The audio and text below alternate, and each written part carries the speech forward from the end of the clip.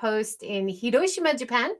And today I have the exciting new collaboration between my show and Zenbird. Very excited to welcome once again Roger Ong. Thank you so much for joining. No, thank you.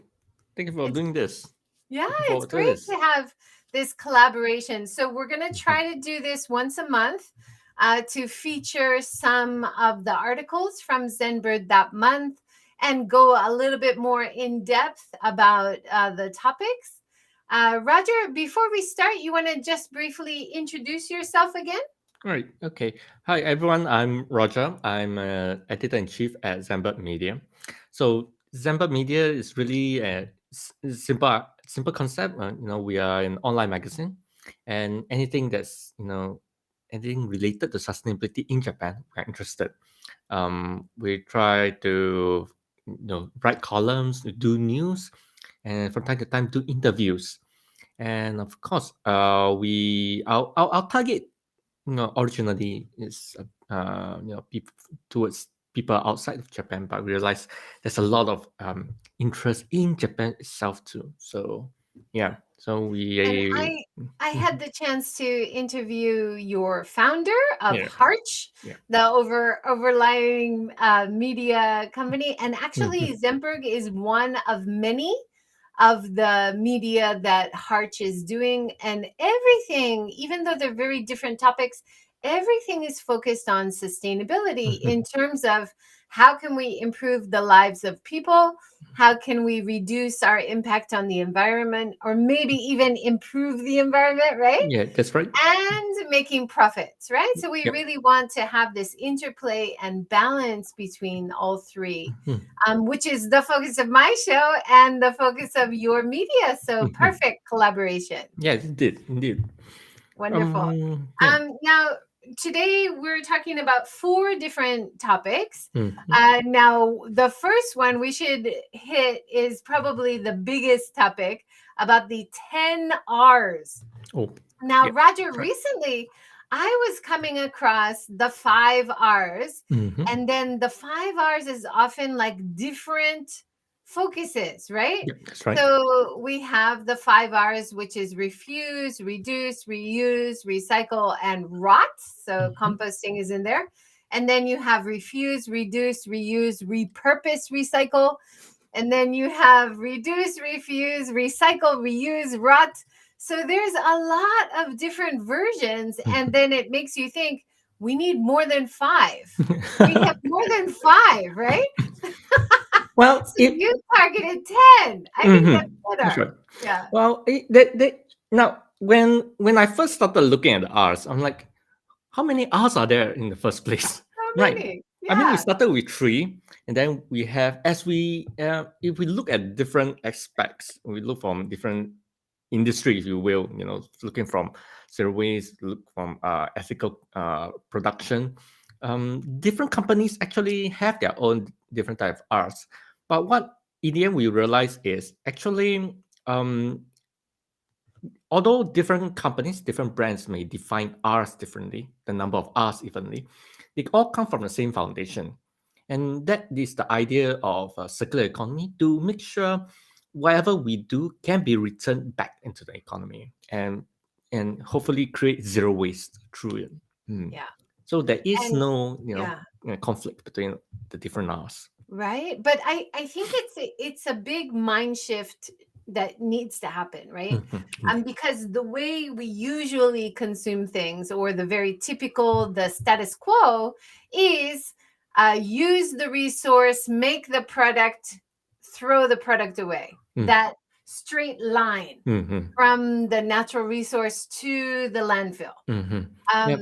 Now we know that is so problematic, Mhm. right? Yeah. Huge problems with that system. So It is. thinking more circular, Mhm. like where does it come from? Can we reuse it? Can we put it back to use? Mhm. Right? Just over and over.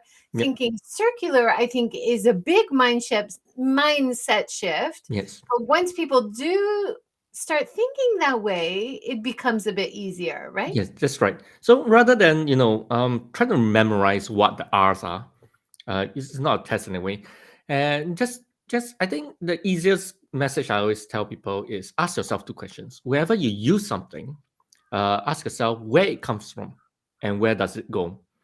If you do not know where it comes from fully, and you don't know how to uh, treat it, as how to recycle it, how to return it to the economy, so to speak, then it is probably not a good thing to consume. And that's how we can play a part in the circular economy as consumers. Mm. Yeah. I'm showing the website right now where you wrote this great article. Mhm. And you talk about 3 sections: Mhm. design, consumption, and return. Mhm. Do you want to talk about that a little bit? Right. So when although there's 10 R's, what we realize is, how to say, well, this article was written to answer two questions, right? How do I tell if a business is sustainable? And how do I tell if a business is more sustainable? Now it sounds like same strange concept, but take for example, Cafe A uses plastic straw, Cafe B uses paper straw, Cafe C uses no straw. So you see, which is more sustainable, which is better? And then maybe you can throw in the Cafe D, 50% paper, 50% plastic. Is that sustainable? And we can identify these sustainable businesses by looking at the 10 R's and see does the business use any of this. And we've broken it down into 3 different so-called phases, because there is a hierarchy of importance in them. So the higher they are on the rank, which is here refuse, rethink, and reduce, they're going to work better than the R's at the bottom. Now, not to say that they are not important. The lower R's have roles to play too. But for example, in the design phase, we're really talking about redesigning business models to make to go back to zero and see how the business can play a better part in circular economy rather than just recycle, or the 3 R's that we have been focused on for the Yeah. past few decades. Mm. Yeah, that's great. It's really important to try to make diagrams like this, which show, of course, design at the top. That's what we want to do most, right? Mm, yeah. And then consumption, that's the next most. And then the least is the recycle recovery, because that has a big carbon impact and more pollution. Indeed. The others are better, right? Mhm. Let's take the plastic straw example, because Mm. I Right. was doing a seminar on sustainability the other day with some students, Mhm. and I always think people know about plastic straws. They're just, everybody knows that's wrong, right? Mhm. But I don't think that's true in Japan. I think a Mhm. lot of people still don't get why it's important to stop using plastic straws, right? Mhm. Yep. So she said, I noticed recently Starbucks and some other companies are stopping using plastic straws. They're using paper, or some cafes are using reusable straws. Does it really matter? She says. And I was like, yes, I love that question, because I would say, and then you have to like personalize it from Mhm. your what you know in your experience, right? Mhm. Yep. So for me personally, I do river cleanups, river and beach cleanups once a month. I see plastic straws. All right. I know if they're in the water, they're going to last hundreds of years, right? So Mhm. that's a problem. Mm. I know plastic straws also, to make plastic straws, you have to use fossil fuels. That's a problem, right? Mhm. Yep. I know paper straws can go back to nature. We can compost that. It Mhm. can biodegrade. So Mhm. that's better. Mhm. So for this case, I would say paper straws better than plastic straws, right? But it's like you have to talk about each example. Like for Starbucks, this is better in this case, right? Mhm. Mhm. I don't know, making generalizations. In general, you can say plastic straws are not as good, but you kind of have to individualize the answer, and I think that makes it more complicated, right? Indeed. So one of the things that when we look at circular economy is we cannot say we copy paste solutions. The last time we talked, we talked a bit about this as well. So it's like not every solution is going to be able to be implemented um, immediately at the level that we want, because we have to look at local needs, right? But I do think that just replacing plastic straws with paper straws is not is not as it's not sustainable. I have to say that. Because It's a better option, but it's it's not the best not option. the ideal option. It's Mm, not the best option, but it's better than mhm. what they had, No, right? So it's a step. I think No? we are I think we are finding excuses for ourselves. Because again, there are solutions out there. It's not say we can copy paste the solutions, but what if we stop providing straws? I think what 10Rs want to do is to, especially for the design phase, we want to redesign in a way that make consumers think. So changing plastic straws to paper straws, we are still encouraging people to use straws. Do we really need straws? What happened to steel straws, the reusable, and that's the consumption part, consumption R, reuse. And I think there are better ways than just use and throw. Again, back to the linear economy. And I think I haven't done any research on this yet, but I think producing paper straws actually produces more carbon emissions than plastic straws. I don't, well, I mean, there's so many factors, right? Like, Mm-hmm. is it going to end up in the environment? Then paper would be so much better. Mm-hmm. I'll give you another example. I went to a really cool coffee shop in San Francisco when I Mm-hmm. visited a couple years ago, Yeah.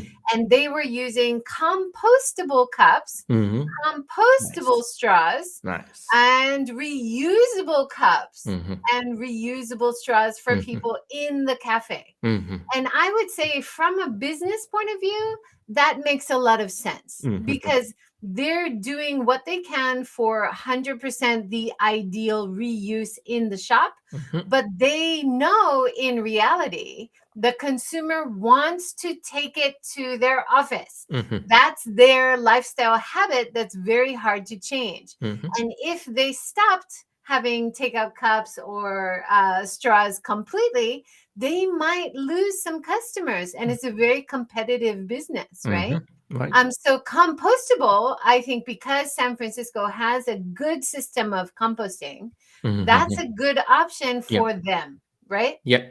They have the infrastructure to deal with, uh, to prevent waste. So, if I may, and that's why I think that's where the customization comes in. We have to look at the needs and what the local has. Now, I understand. On the other hand, I heard that in London, I don't think they have a very strong composting infrastructure. So that is a concern for them. So their solution was actually to have takeaway reusables, and you can take them back to the office and return them at the when it's easy, when it's convenient for them. I So love that yeah, there's idea. different And ideas there. Roger, you brought that up with Starbucks, I think, that they have Mhm. an idea that you can order Yeah, re and go. yeah, that's right. They're trying this new idea. I Mhm. love this idea. Do you want to introduce it? Okay. So Re and Go, I discovered Re and Go while I was in Okinawa. And it was a very good timing because they were doing their pilots there. So the idea is take away bento boxes. That was the first pilot. And they tried it out and they had very high positive, they received high, how to say, very, very well received. So what it does is if I go to a shop, I want to take away food, I order through their app. As you can see, a similar app on the picture there. And I say, I want to use a reusable bento box. So the restaurant or cafe will pack the food in that box, have you take away. And once you are finished, once you take the bento box, and you finish eating, then you have to return, right? And you can return it to any nearby partners that Riango has. And the picture we saw just now is about Starbucks, and this is their second pilot. So Okinawa worked, and now they want to scale it in a bigger city. So the next target was Tokyo, and particularly in the Shibuya area with Starbucks. Yeah, I'm still waiting if they have kishakai, to share their results. Looking out for that, but I think I think it was successful. That's what I heard from other people. It's just hearsay. So yeah, I'm really looking forward to seeing their result. They finished their pilot, and March. So yeah, it's very recent. That's really exciting. I remember when I started this talk show 2 years ago, and I Mm, talked to a wooden bento box maker, mm, Caillou Package, right? mm, And I was saying, wouldn't it be great to have reusable bentos, at least ekiben, mm, in the Japanese stations all mm. across Japan? And you Yep. have the same style box, Mm-hmm. so people can eat it on the train. We know that most people eat it on the train, right? Yep. So they buy it at the station, they eat it on the train, and then there's a collection box on Mm-hmm. the train. There's a collection box on the station. Mm-hmm. So these bento boxes can be reused and severely reduce the amount of waste, right? Indeed. Indeed. Amazing. It would be a Mm-hmm. game changer. So it's so exciting to see companies starting to do it in connection with delivery systems. Mm-hmm. um, Imagine if Uber Mm, offer, or some of the food deliveries, if they offered you the option to have only reusable containers, mm-hmm. like the loop system Mm-hmm. for food Yep. delivery from supermarkets, right? Mm-hmm. That Yep. Teracycle is trying to do now. That's right. So much great potential there. Yeah, it did. And that's the strange thing. There's so much we have the solutions, right? And there's so much potential. There's so much gaps that as consumers ourselves, we can identify such gaps. So why aren't more business, pushing it? So it comes back down to awareness issue. For example, the plastic straws. Yeah, why not? There's not a lot of people saying rejecting plastic straws here. So one is awareness. Second is we need more leadership from the government to say, hey, we are pushing for this. Mm. Yeah. And another thing I would love to add about plastic straws or Mm-hmm. waribashi, people are concerned about their health, right? Mm-hmm. So if Yes, that's you right. if you tell them the information, like if Mm-hmm. you buy your own reusable hashi, your own reusable straw, Mm-hmm. you can have peace of mind Mm-hmm. knowing that it's clean because you cleaned it Mm-hmm. and you're using it and you Mm-hmm. can clean it again. So when you use waribashi, you don't know where that wood is coming from. Mm-hmm. You don't know who's been touching the wood on the table. Mm-hmm. Have people sneezed on it? You don't know what's inside that plastic straw. Is Mm-hmm. it dust? Is Mm-hmm. it gross? Something that it's picked up along the way Mm-hmm. since it was made, right? Mm-hmm. But if you have your own reusable one, you should feel more confident. This is clean. Mm-hmm. This is safe, right? Mm-hmm. Yep, that's right. And it extends beyond just bringing our having our own straws, having our own chopsticks. And it goes for food too. I know this food comes from me, kind of thing. And I think sometimes we find it we see it as a distant problem. I don't think they don't understand that plastic is not a plastic, the material itself is not a bad thing, but the way we use, I think a lot of people find it as a distant problem, much like climate change. I know the effects are bad, but maybe it's not going to affect me yet. Yeah. Mm, That's a really important point. mm, So that's a great article about the 10 R's. I'm going to put the link right here so people can read the whole mm. thing. Okay. There's lots of great information in there. People should go revisit. We have 3 more articles, so we got to move on, Roger. Okay. Yeah. Let's talk about washi paper. I love Ah. this article too. Yes. So there's it's a short story, but it's very essential. It's about Japanese paper. Well, we call it washi, and the combination between sustainability and Japanese culture. So there are two parts to this article. The first part is understanding how Japanese paper is a sustainable material. So it's sustainable because it comes from renewable resources from fast-growing trees. So there's no worry about overlogging or deforestation. It is also biodegradable. Once used, it can be returned to the soil. uh, the second part, which is more major part, is it introduces two companies that uses new techniques to create Japanese paper. Now, the traditional technique is to create washi from the barks of trees.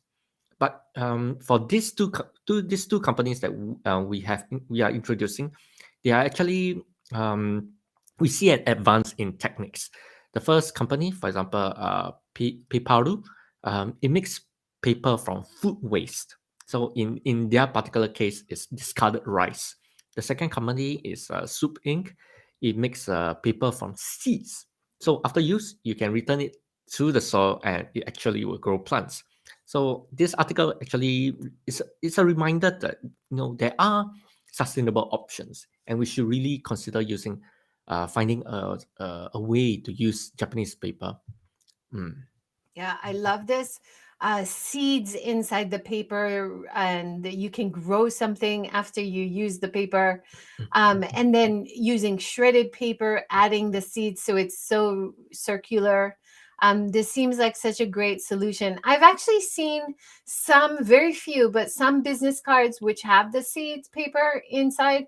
I've also seen business cards with the banana paper, which I know Yeah.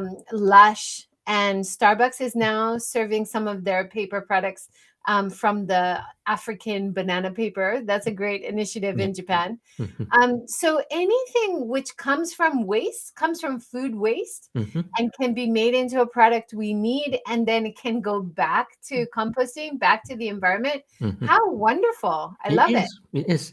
And if you think about it, crafting Japanese paper is an centuries old technique. Now, some of us might get the idea, old techniques, yeah, it's not gonna find its way into modern days. What's the use when it's so ineffective? But right here, what we see is evolution of the techniques. I mean, creating paper from food waste. I don't.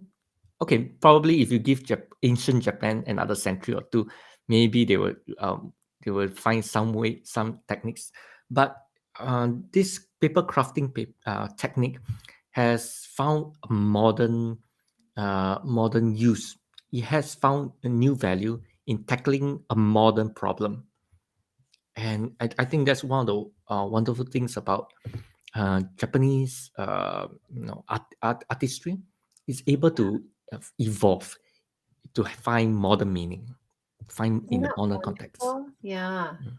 I interviewed a really wonderful artist, Mhm. and she moved to the rural area, I think in Ishikawa, Mhm. Mika Horie. Yeah. And she is living in this deep rural area because they have a kind of weed or tree nearby called gampi. And Gampi. she fell in love as an artist. She fell in love with the high quality gampi washi paper that Mhm. she found in Kyoto when she was a student there, art student. Mhm. And so she started researching about Gampi paper, and she went to this rural area to get the resource from her backyard, Mhm. to soak it in the river outside her house, to pound it on the rock outside her Mhm. house. And then if she's not happy with it, she just tears it up and puts it back to nature. Mhm. And so, as an artist who's interested in the circular economy and the sustainability, it's just such a beautiful story. And Mhm. it makes me, as someone who loves art, want to buy that because Mhm. I know at the end of that art's life, it can go back to nature Mhm. naturally too. How Mm. wonderful, right? Indeed, indeed. I think I think we often forget that ancient techniques are have minimal impact on the environment. And as you say, we want to buy. I mean, we want ethical products. We want to use things that we know hasn't been bad for anyone or bad for the environment, and using it is actually very good for our well-being. Yeah, I can understand the feeling. Yeah. Yeah, it's wonderful. And we use so much paper in And we Japan, do. right? So Correct. why aren't we using more locally sourced paper, Mm-hmm. I right? think And even if you material, recycle right? the paper, Mm-hmm. you create a lot of pollution. You Mm-hmm. have to use a lot of energy. The, But if you make paper from food waste, like the mm-hmm. examples here, or from Mm-hmm. weeds, it's just a perfect way Yes. to do it, right? But Japanese paper takes time to make. Yeah. Yeah. So and I think that reveals a problem with our society. That's mass consumption. And that's one of the reasons. What back to what we talked about 10 hours. Can we redesign our business so that we don't use paper or use less paper? And if we can use less paper, why not Japanese paper? Mm. Yeah. One more thing, just to add, I Mm. interviewed a woman who is running an animal sanctuary in Uh-huh. Chiba, Chiba, and right? she said if anybody has shredded paper from your home or from your Mm-hmm. office, if you can send the shredded paper to her, she uses shredded paper in all of the animal cages and animal pens, so Ah, she can make use of any shredded paper waste as well. So nice. I'll put the link below for uh, Mm-hmm. animal sanctuary in Chiba. Yeah, Yeah. she really needs help, not only Mm-hmm. donations, but even waste that she Mm-hmm. can reuse is really useful for her. So Mm-hmm. that's another part of it, isn't it, Roger? Like finding someone or some company that wants Mm-hmm. your waste. Mm-hmm. That's another great solution, right? Yeah, that's right. I think at some point that we need a directory for this kind of thing. Yeah. Like I say, whenever before we use anything, we want to know where it comes from and where it goes. And where it goes is actually quite an issue. How do I get rid of this? And yeah, if we can have a directory that includes that animal sanctuary, that we can send to, yeah, Yeah. it Yeah. helps consumers. Yeah. Another example, I visited organic farmer nearby, Thomas Klepper, Mm-hmm. and he is taking down a lot of old buildings and renovating the old buildings. And he has a lot of waste, like old Japanese tiles. And it seems really like a quality material that Mm-hmm. somebody might want to use. Mm-hmm. And he hasn't found anybody who wants to use it. So he's thinking of lining his pathways, making drains. But if anybody Mm. thinks of a use for Japanese roof Mm-hmm. tiles, Mm-hmm. please get in touch with Thomas Klepper. Okay. In the past, I mean in Kyoto there has been examples of people reusing tiles. They build it They use it walls. like on the outside wall or Yeah, something, they right? do. But So there's yeah. don't you often notice when you walk around Japan, you'll see it stacked next to houses. Mm-hmm. So there must be a lot of people who just keep it because it's too good to throw away, Mm-hmm. I and mean, you have to pay to throw it away. mm-hmm. But how can I reuse it? Mm-hmm. I don't know, you Yeah. know? I think I don't know if there's some technology to break down the material, but yeah, I think there's a lot of chance. There's a lot of opportunities that we can reuse. Yeah, yeah. Mm-hmm. I like your idea of having some kind of information share Mm-hmm. for waste Yes. recycling. Yeah. Mm-hmm. I know like for old clothes or Mm-hmm. products, you people resell it on eBay or Yahoo Auctions. Mm-hmm. I wonder if on Yahoo Auctions people also sell things like roof tiles. Maybe. Maybe. All right, let's go Wouldn't be to surprised. yeah, you never know. Let's go to the next Yeah. article, a very interesting one, more about gender Mm-hmm. and how men are using nail polish and going to beauty salons, and Mm-hmm. how that might help better awareness or understanding or acceptance Mm-hmm. of gender kind of diversity, Mm. right? For this, for me personally, I see it as gender expression. You know? Yeah. So it's kind of strange to say gender expression. What this article wants to say is you're free. You should be free to express yourselves. You know, for society to embrace that kind of diversity. So this article, what this article is talking about is about Nail Book, a nail salon reservation app. They did a survey over 100 plus men, and these men have made a reservation on the app. So when they did the survey, why do you go to the salon? So the surveys actually were allowed more than one reason, and 60% of them said they wanted to groom themselves. 30% wanted to they enjoy the experience of going to the salon. 25% like nail art and they like color. Now you might think, oh, this young men are going to salons. They must be very young. But when the survey reviewed that, more than 70% of them are over 30 years old. Okay, so maybe buying power is one factor. But the reasons, let's see, some of the reasons that they give why men go to nail salon is so um so for grooming, not only have I started paying attention to the care of my fingertips, I have also started to pay attention to the care of other body parts. It's good to see my fingertips in good condition. Or for work, women at our client companies often say that my nails are beautiful, which helps me make a good impression. Um, so, this article, yeah, like I say, it ends with a reminder that we should be free to express ourselves.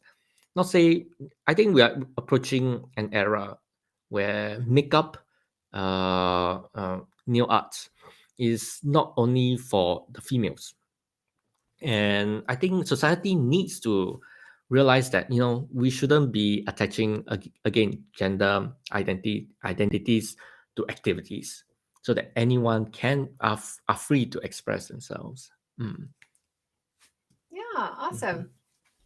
I like that idea. And I've often noticed a bit more acceptance of less strict gender roles in Japan. Of course, you have like both sides, right? Like in school, I just had a conversation the other day with a woman on Twitter, and Mhm. her daughter Mhm. is in a school, a primary school, where they have a boys first policy, where they boys sit at the front of the class, and they're very public about it. In Mhm. 2022 this was happening.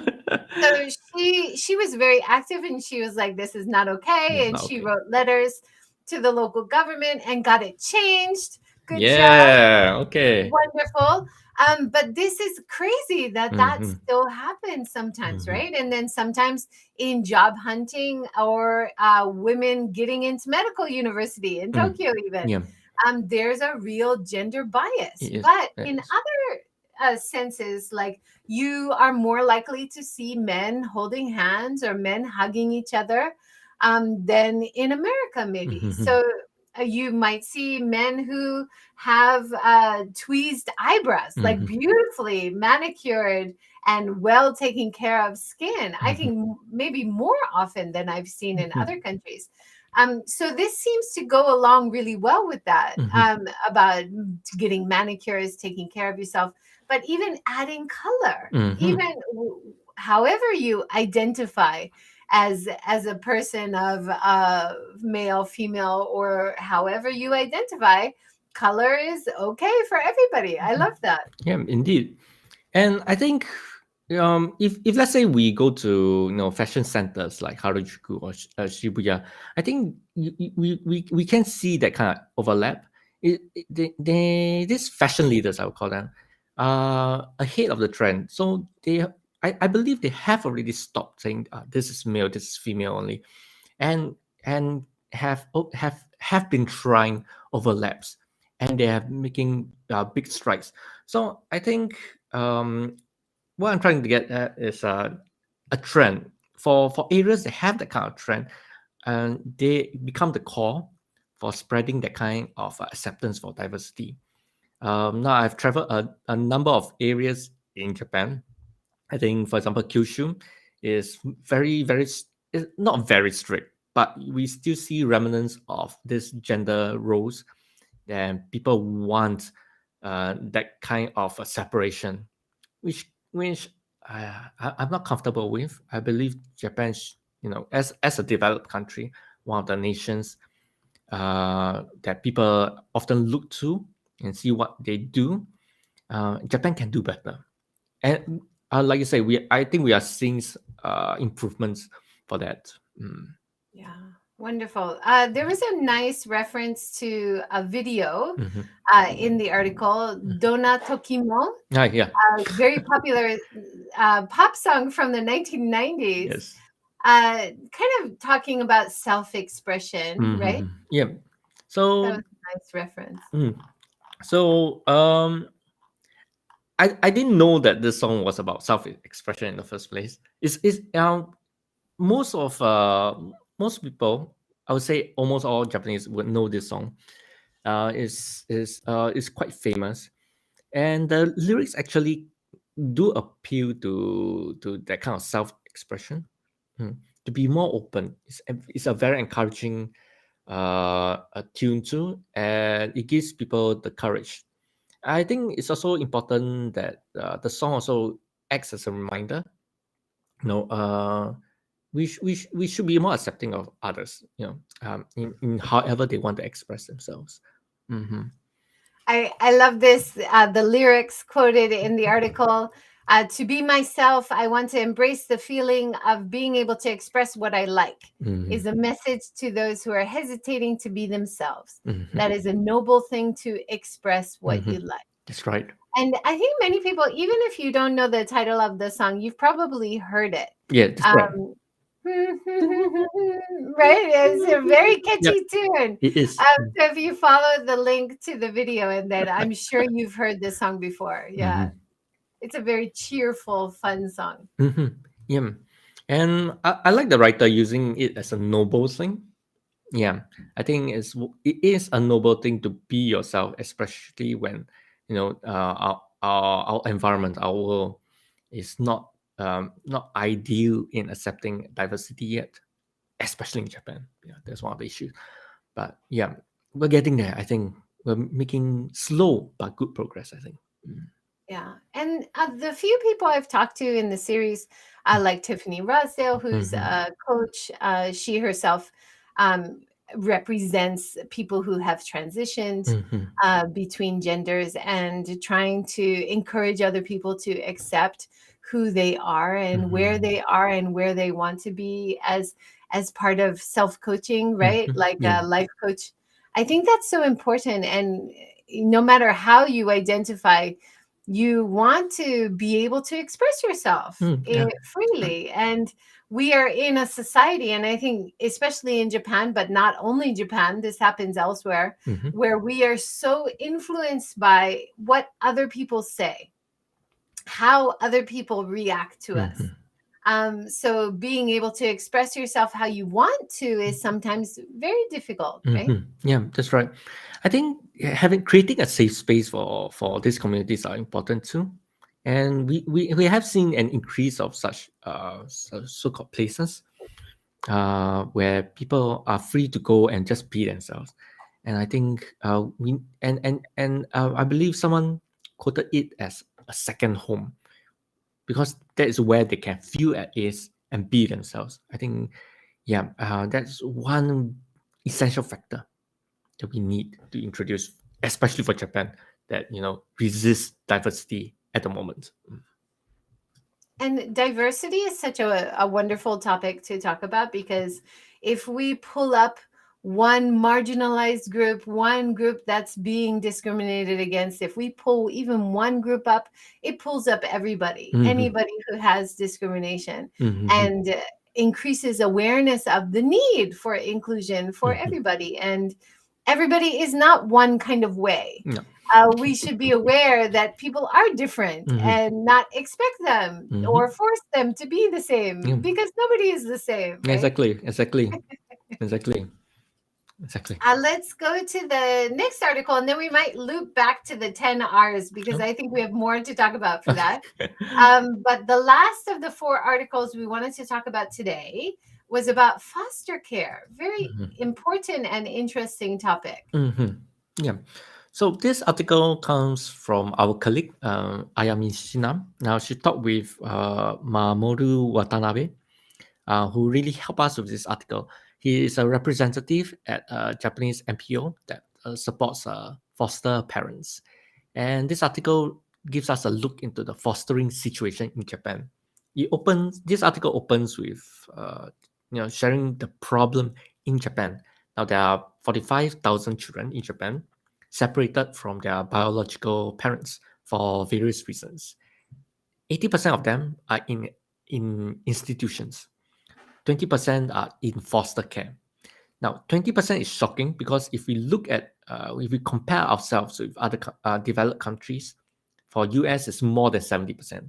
In Australia, it's more than 90%. This is a big gap, and I believe we can classify it as a big problem. So the article explains why. So there's a number of reasons, like Japan is not a parenting friendly country. Potential parents feel that they lack support, socially, emotionally, even financially. On top of that, fostering children have unique challenges, and it gets harder. So only a few people feel encouraged to do fostering, and because they are not the typical conventional family, they might get isolated from the community.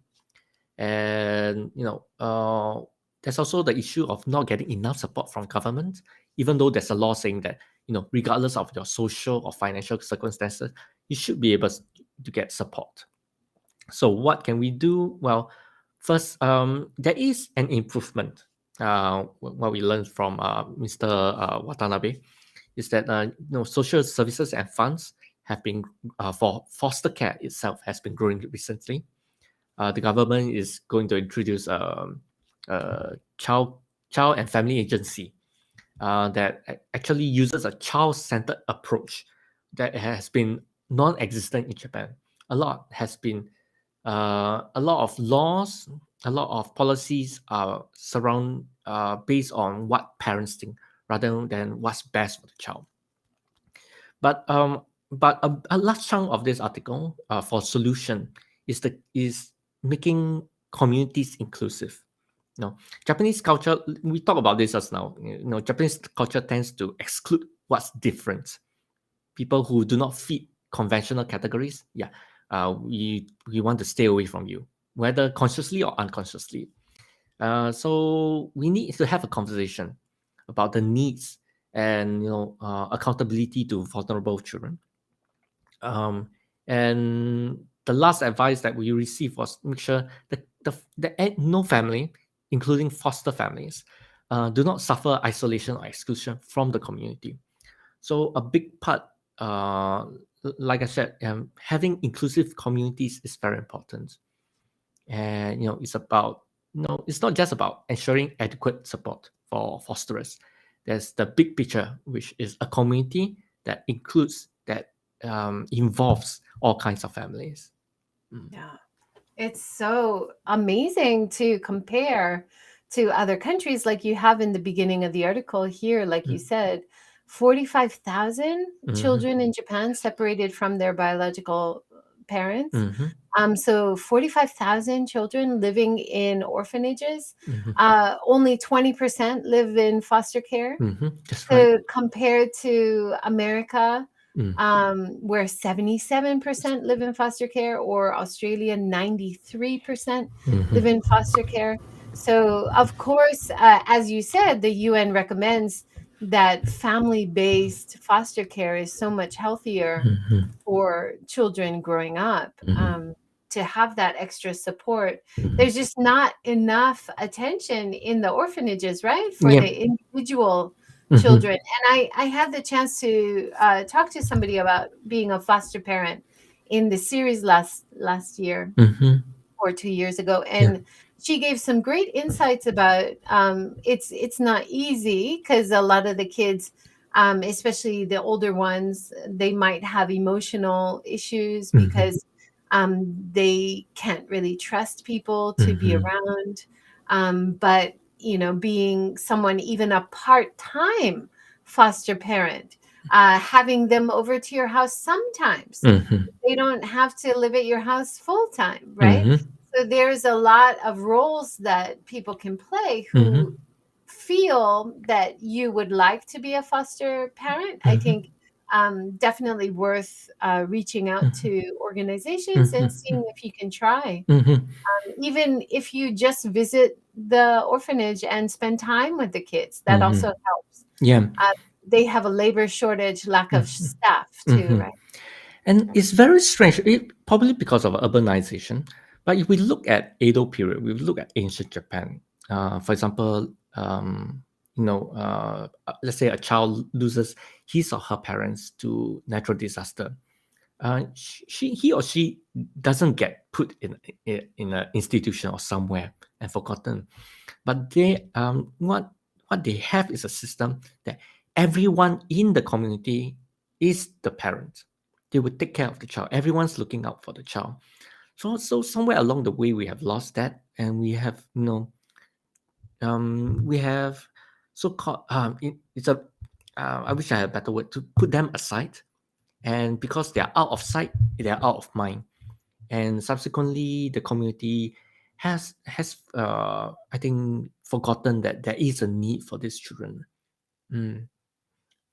If we can find that way back to creating a community that looks out for each other, and I think it's very difficult in urban cities. It's not impossible. We need really good a system, fine system. If we look at rural areas, yeah, I think it's easier to look out for one another. Mm. Even in the cities, I think it is possible. Mhm. For example, we're just outside Hiroshima City here, but Mhm. we have a nice community, and we feel like we know our neighbors and they know us. Mhm. And one of my older neighbors, she's in her late 80s, and she always says, I'm so happy when I see your kids and they say good morning to me. Like Yes. aisatsu is so Mhm. important, right? So Mhm. even if I just tell my kids, make sure when you see the neighbors, you say "Ohayo gozaimasu" or Mhm. "Konnichiwa," and then the neighbors are so happy. They really appreciate that. And then conversely, they're going to watch out for our house and our kids Mhm. and help them if they ever need help, or So in the article as well, you're talking about this outside the immediate family support network, Mhm. right? Indeed. So you Indeed. have the community, you have the schools, you Mhm. have people in social services Mhm. a little bit further out. But having, and you mentioned the Edo Jidai, right? Yeah. Having that bigger network of support really helps, Mhm. right? Do you feel that in Japan it's kind of hard to break that first, yeah, in a way, aisatsu. I'm not just saying ohayou gozaimasu and we just finish, we don't any converse, but actually try to take that relationship a step further. I think in Yeah. Japan it's kind of hard to break that first barrier. But Sometimes it mhm, is, right? And I think you're right. Maybe in some rural communities it is mhm. easier because you have scheduled cleaning days or scheduled community And then event yeah, days yeah, where you have to work together yeah. as a Mhm, part of the neighborhood. And I know some people maybe don't like that, and so they want to live in the city in a mansion and not have that connection. mhm, But actually, there's so many good points about doing that, that if you volunteer and even once a year you like cut the weeds from the area, and once every season you get out and sweep the leaves in your street, right? mhm, Or you clean the garbage area, or you do something that's like for the common good, for the mutual benefit of everyone, not just for yourself. mhm. Indeed. A couple years ago we had our neighborhood cleaning day, Mhm. and when I went out at the starting time, it was already clean because everybody in my neighborhood gets up so early. They already cleaned everything. So I Mhm. just started cutting back some of the trees in my garden, Mhm. which overhang the public areas. Mhm. And then one of the women went by and she said, "Are you just cleaning your own garden?" And I was like, "No, no, I'm coming. So then that was a nice like Mhm. nudge. You Mhm. should be out with the Mhm. other people. You Mhm. shouldn't be doing your own thing. Mhm.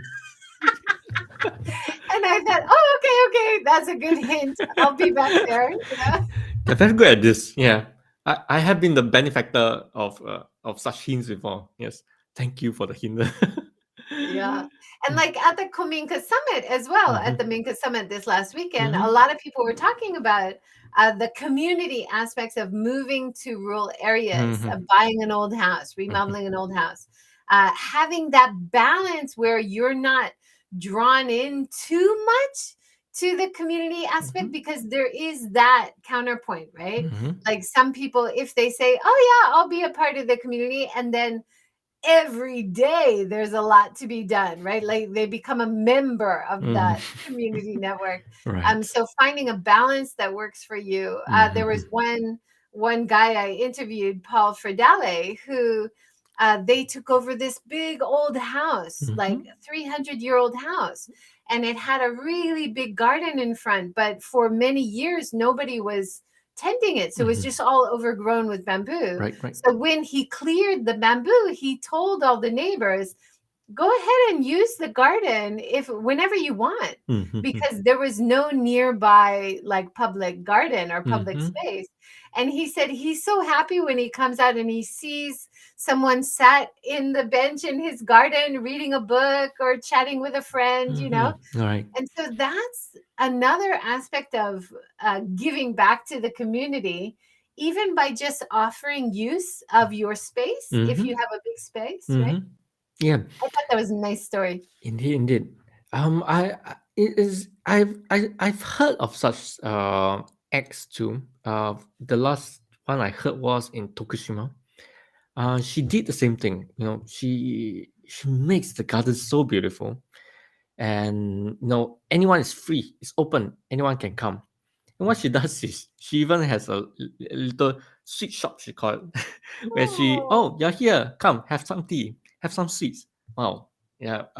that's so nice. She And people yeah, so she acts like the core of the community.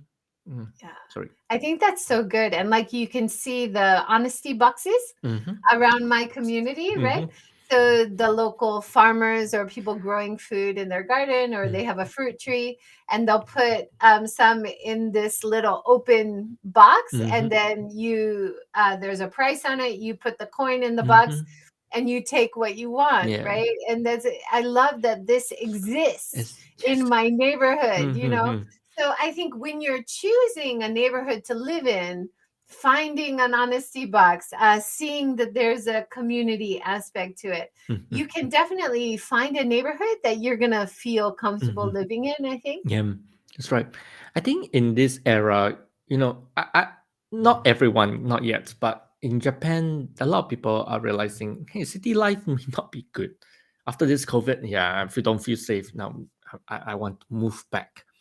Now, and when they move back, they actually find themselves to have more. They find life more meaningful. Find themselves. And I think part of it is because rural areas tend to be more nature orientated, so they are reconnecting with that. And again, it's not just nature but community itself. For example, in cities, you're just working. It's a task you're given. But when you go back to community, you have to not say you're forced to, but you have to participate in the community. And as time goes by, you realize, hey, this community needs this, and that's where I can contribute. And I think life can be more meaningful in rural areas. Mm. I wish I was there at Yeah. the last weekend. Oh yeah. Oh, at the Minka Summit, it was Mm. wonderful. And to be honest, it was just run by volunteers. And Oh. so at first, when I went, I was a little bit worried Mm-hmm. about the volunteers taking on too much, inviting 300 people to this small town. Mm-hmm. um there's only, if somebody's negative about it or something, it could have a negative effect on their lifestyle. Right, right, right. But the community was so positive, everybody was so welcoming. Mm-hmm. It went really well. We were able to visit people's empty houses in the Mm-hmm. community as well, to talk to them and see how they had renovated. So it was really wonderful. And thanks to one of your links on Zenbird for Mm-hmm. the 10 R's, I believe, Mm-hmm. it led me to this education hub. And so I wrote about the Minka Summit Mm-hmm. on the education hub, because I think this Minka Summit is such a wonderful example for other areas of the world, Mm-hmm. and of course other areas of Japan. Because having an event like this where you are introducing, it's not only possible to move to the rural areas and reuse an old home, But it's really attractive, right? Mm-hmm. For your lifestyle to have a Mm-hmm. better quality of life. Mm-hmm. So I think I see a lot of potential, not only for this group doing this event once a year, but hopefully other areas of Japan also doing it. Yeah. And do you feel that as times go on, we will be able to, not say we are not tackling it now, but the Akia problem that we have in Japan, the abandoned houses. Do you think that this can lead us to a solution for that? I think so. I think Awesome. it has to help in some way. The problem is so big Mm-hmm. and it's getting worse. Mm-hmm. And I think in terms of building regulations Mm-hmm. in general, Mm-hmm. there's a lot of small changes that should happen. Mm-hmm. One of the women I talked to, who she's an advocate and an activist Mm-hmm. working with government, working with legal about making changes in government with regulation, which will have big changes across Japan. Mm-hmm. And she was saying there's one important bill happening soon in terms of housing infrastructure, housing changes. Mm-hmm. So, if I know there is a lot of support from the government, local governments, especially if you go and buy an old property and fix it up, they'll give you some of the money to fix it up. If you're under Mm-hmm. 40, I don't know why they have that age limit, Mm-hmm. but if you're under 40, there's also a lot of government support to go and settle in a rural area and be part of that community. You can sometimes get like 100,000 yen a month as support to be there, Mm-hmm. because they're looking for new ways to get people to move to the rural areas. Mm-hmm. And then a lot of people can still keep their jobs like online through Mm-hmm. teleworking. So there's a lot of great initiatives happening, but once again, it's hard to get all the information in one place. Mm-hmm. Mm-hmm. So this Right. kind of Minka Summit really is a great way Mm-hmm. to share Awesome. information. That's great. Yeah. We have just a few more Exciting. minutes. I thought we'd have more time to go back to the 10 R's.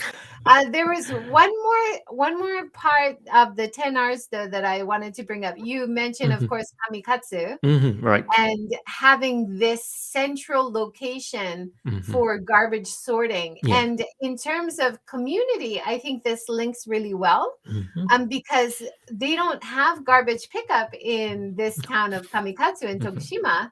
So all of the community people have to go to this central location Mm-hmm. to sort their waste. And it might seem like a hassle, Mm-hmm. but whenever I've been there, I always appreciate how much the community kind of enjoys it, Mm-hmm. because they have a chance to talk together Yeah, and that's right. look at the reuse shop, the Mm-hmm. kuru-kuru shop that they have there, and maybe leave something, maybe take something that they Mm-hmm. can use at their Yeah, house. that's right. There's another like education center where they Mm-hmm. can sit and chat with other local entrepreneurs Mm-hmm. or their friends. And Mm-hmm. there's a front like beautiful green grassy area where Yeah. they can look at the mountains and relax, you Mm. know? You So can I bring your think children there and play. Man. yeah, so that's like very focused on zero waste, but Mm-hmm. so much wider in Mm-hmm. terms of community support and Mm-hmm. keeping people kind of actively Mm-hmm. connected. Yeah. Yeah.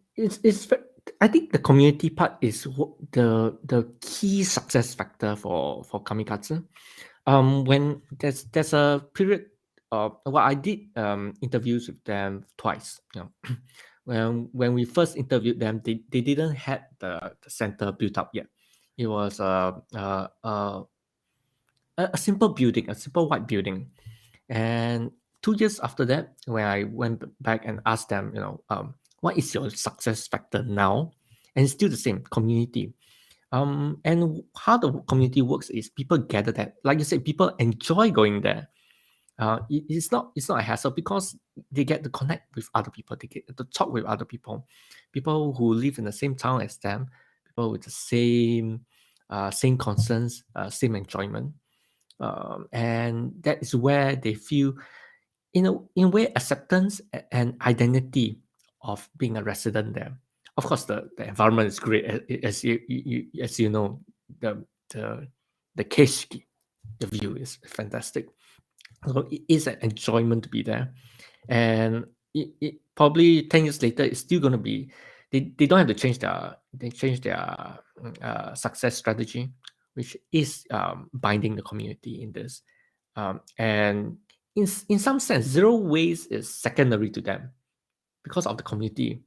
They enjoy that, and and in a way it's fun to do it. I was there having a meal. I overheard a conversation, and they were talking, waste during food. Usually, you don't talk about garbage while you're eating, but for them, it's just daily conversation. Oh, actually, you should, separate your waste like this, like this, like this. Kamikatsu does this. Oh, the neighboring town does this, and it's and we can kamikatsu is not an overnight thing. It's not a 1 year project, 2 year project. It's decades of project, and they have cemented that culture in kamikatsu. And I think that's one of the reasons why kamikatsu is so famous internationally, because of that success. Well, also they have great ambassadors from Oh yeah. Kamikatsu, like Akira Sakano, who has been to the Davos convention, who has done TED Talks. Raymond. So having those representatives from your community who tell the message outside is also a really important part. But of course, Zenberg, Roger, Thank you. you and me with my show, we are also doing something similar. We are trying to spread the message about all these great businesses, all these great projects and strategies to the wider community, right? That's our aim. Yeah, that's right. Yeah. And Well, that is our hour. Thank you so much, Roger. That was thank you. wonderful. Yeah, time flies. Having fun. I think. Yeah. Okay, I was kind of nervous, but yeah, Yeah, you made it no, through. you were great. Thank you. So Thank you. we will try to do this again in May. We'll try to do this at least once a month and catch you up on some of the great topics that Zenberg Media is covering. Please check out the articles we covered today. I put all the links below. Thank you so much, Roger. Thank you, everybody, for joining. Thank you, everyone. Thank you for your time. Have a great day. Take care. Bye.